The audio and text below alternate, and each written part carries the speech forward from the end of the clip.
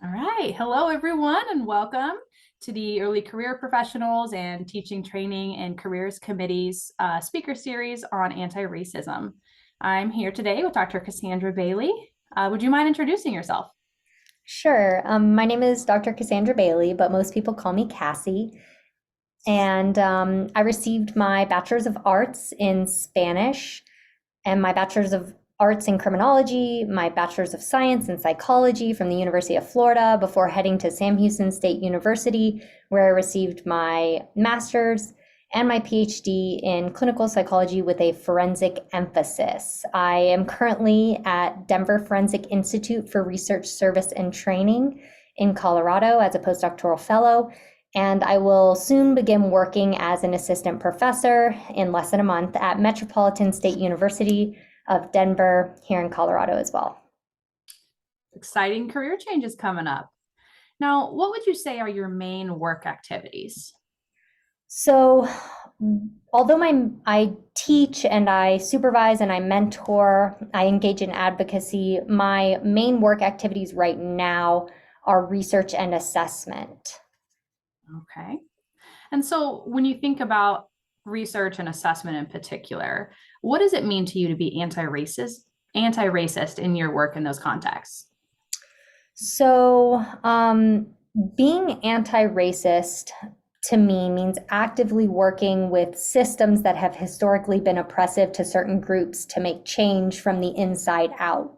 It means empowering underrepresented groups to let their strengths shine in the classroom, in the workplace, in evaluations.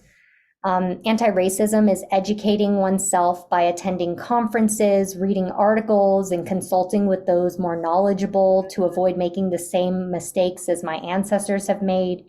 And being anti-racist means undertaking an active role. Excellent. Can you give me an example of some anti-racist practices that you've put into your work?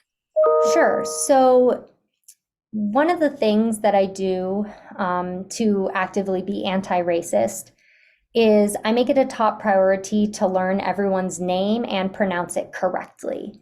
I can't tell you how many times that I've been working with a defendant or a client and doing an assessment, and I have read their name through the documents, the records, but I'm not entirely sure how to pronounce it. And I ask, am I pronouncing your name right? And they're like, well, whatever way you say it is fine. As if like they don't have the right to have their name pronounced correctly by the evaluator or by the individual sitting across from them.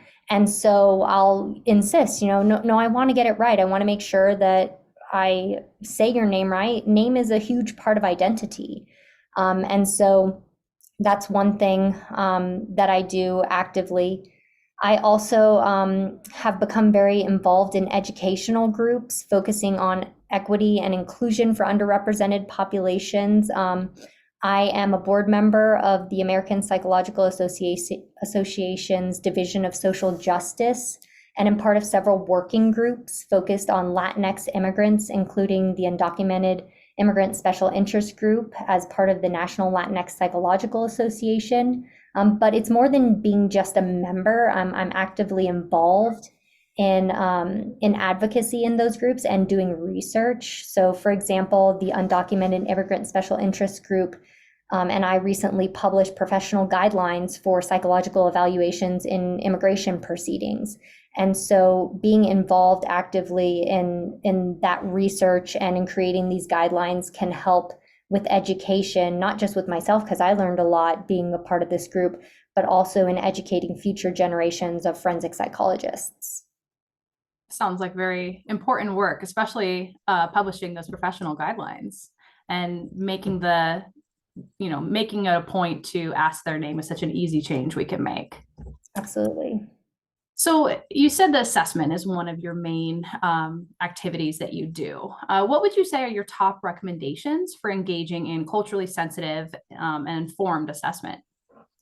So I would say it's definitely hard to boil it down to my top recommendations, but I guess my biggest recommendation is to educate oneself and to share that knowledge with others. So I believe that it's my responsibility to understand the person in front of me. And that comes from researching their cultural group, their background, how different identities intersect, how their identity has been impacted by the culture and the political sentiment, things like that. And then I also make sure not to assume that everything I've read or researched applies to that person.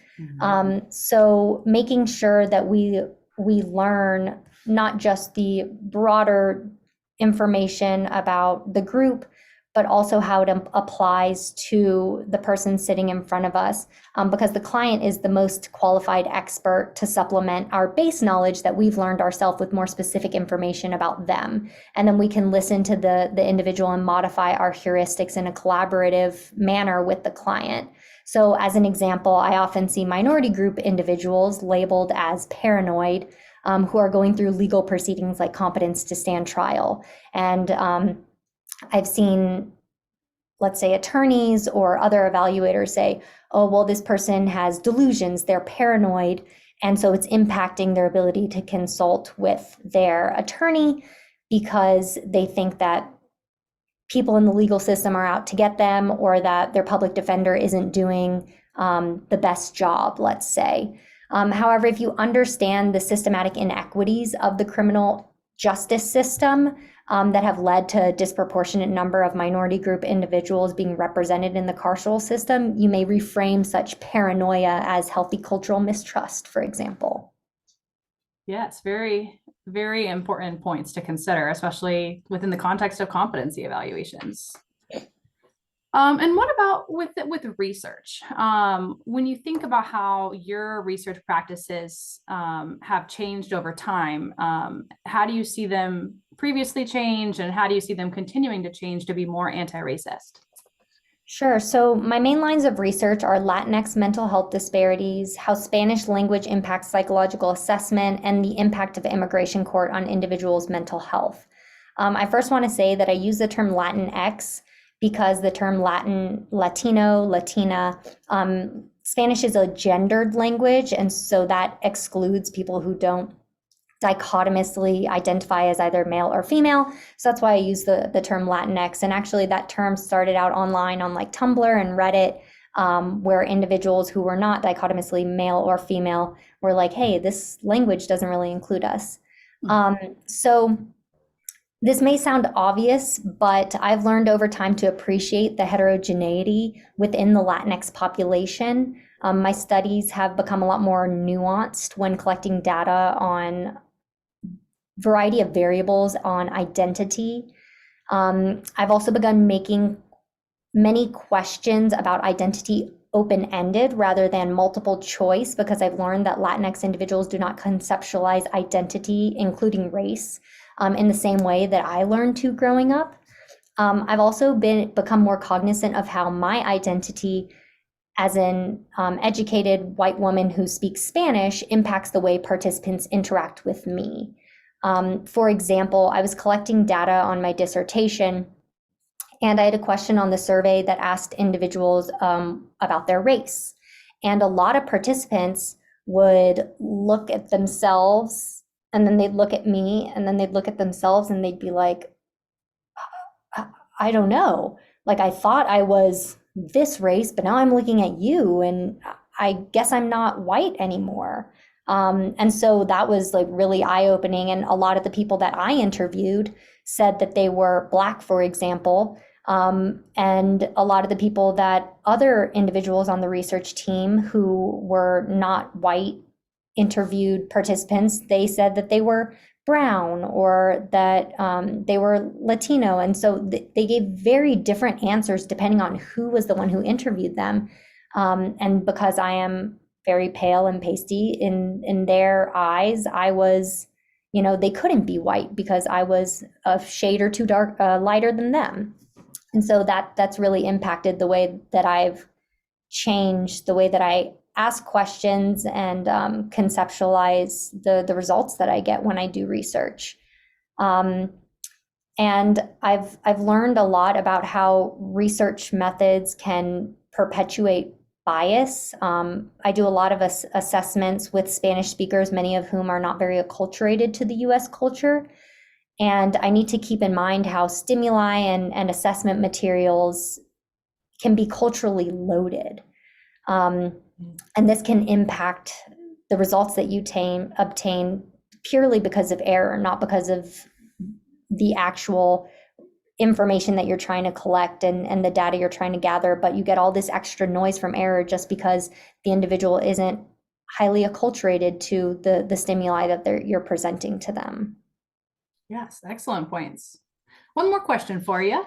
What would you say your hopes are for the next generation of forensic psychologists? What do you want their training and their work experiences to look like? So I hope that the next generation of forensic psychologists no longer have to take a multicultural course as part of their studies. And you may hear that and be like, wait, what? But I hope that multicultural information is so ingrained into every single course that we take anyways, that taking a separate multicultural class would just be repetitive. And so incorporating multicultural themes and topics about race and gender and different intersecting identities into the general course material, I think is where the field should go. I also hope that future generations have the privilege of being taught by faculty from all different racial and ethnic backgrounds, and we can continue to diversify the field of forensic psychology. Important goals to work towards. Well, that's about all the time we have. Thank you, Dr. Bailey, for lending us your expertise.